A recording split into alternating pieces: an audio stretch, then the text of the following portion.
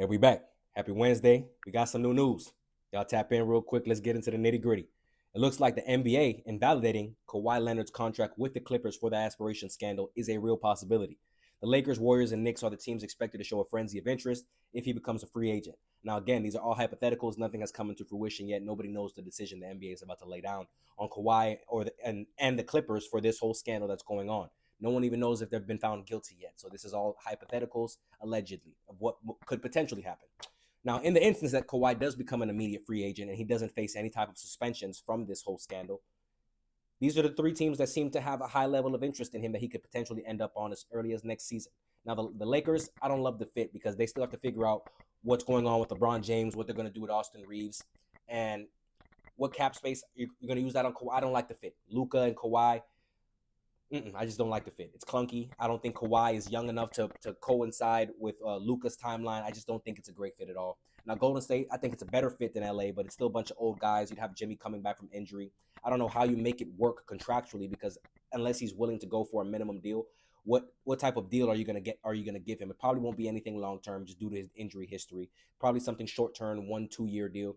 But a bunch of old guys, they have championship pedigree. Could it potentially work? Maybe, but I don't think it's the best out of these three teams that could give him the best situation to win a championship. I think it's the last one, the New York Knicks.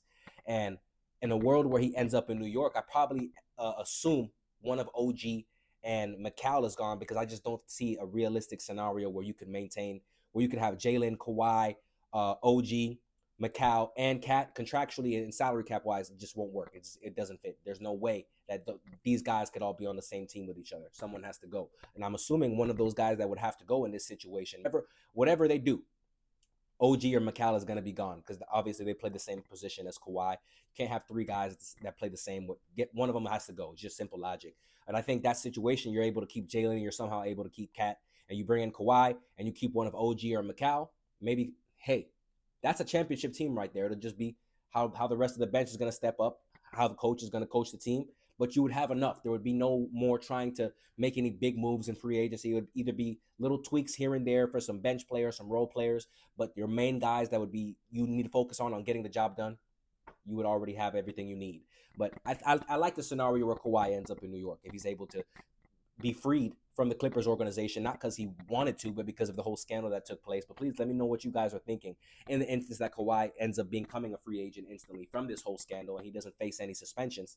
Where do you want to see him end up and why? And which team do you think will give him the highest percentage chance of competing for an immediate championship? So please, let's have some debate, some engagement. Let me know what you're thinking. It is what it is. Lock in.